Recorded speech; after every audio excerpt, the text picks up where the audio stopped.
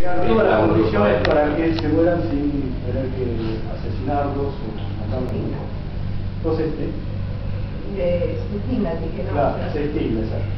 Entonces, el proceso se caracteriza por el sometimiento en reducciones de los sobrevivientes. Entonces, la pregunta que hacían recién, que se hace con los sobrevivientes, digamos, se los coloca en reducciones. O sea, reducciones que están digamos, controladas por los sacerdotes católicos o monjas, etc. Este es un caso muy famoso, muy conocido, es el caso de los indígenas Pona, de Barcó, que fueron, digamos, muchos de ellos llevados a una reducción, bueno, ya a los 25 años, 20, 25 años, no quedaban ni la reducción ni tampoco fuera de la reducción. O sea, como usaste el término vos, digamos, se extinguieron, no sé exactamente por qué, pero todavía no era rematar, mentiras.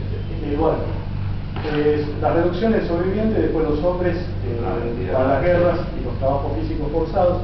Otro detalle importante es, las mujeres fueron distribuidas, los niños, para hacer bien, tareas domésticas. Ahora, otro dato importante acá es que, digamos, una parte de los indígenas del territorio actual, o sea, de nuestros antepasados, pelearon en casi todas las guerras que hubo en el territorio de hoy día, que es nuestro país. O sea, pelearon las invasiones inglesas a favor de la corona española. Curioso.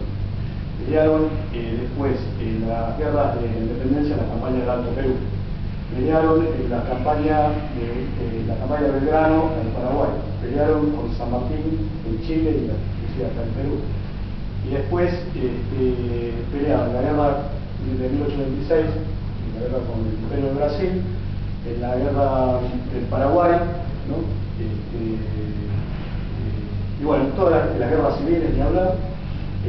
Y bueno, también la población negra es otro sector que sufrió muchísimo porque ellos pelearon en todas esas y además pelearon contra nosotros. Como pelearon en la guerra del Paraguay que mencionabas, no era contra su propia etnia. Sí, eso ocurrió mucho, digamos, comentamos un momentito antes de empezar la charla, que los ejércitos que peleaban así, inclusive la que a nosotros nos parece más clásica, ¿no? La guerra de la independencia no era que eran todos españoles contra todos criollos hijos de españoles, no. En los dos ejércitos había en realidad los realistas, los que sostenían la idea, digamos, mejor dicho, en uno de los ejércitos estaban los realistas, los que sostenían la idea de seguir perteneciendo a la corona española, en la cual había españoles, hijos de españoles, inclusive indígenas, ¿cierto? Y en el otro sector había criollos, españoles, o sea, no es una división tajante étnica, vamos a decir, ¿no? Inclusive en las guerras, por ejemplo, en la ocupación militar, en el genocidio, en algunos casos, digamos, pelearon, por ejemplo, el cacique Capiel, el cacique Poliqueo, del lado de las tropas nacionales, en contra de Uracas.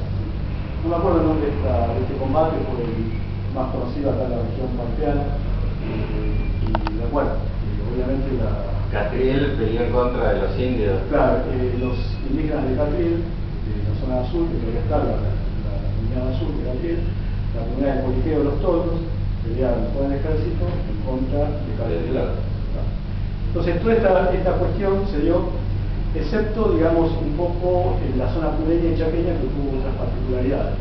Ahí la idea del Chaco parecía ser directamente determinada. A día de hoy, en algunas intendencias se registró hasta hace unos cuantos años atrás, ¿no? Cuando había grandes sequías o inundaciones, en fin, que la ayuda no llegaba a tiempo y en cantidad suficiente a las comunidades de Tobas, Chile, por lo cual había una discriminación, y bueno, ustedes habrán visto videos diarios, habrán visto documentales en la televisión, etcétera, donde se puede observar, digamos, la situación penosa en la cual viven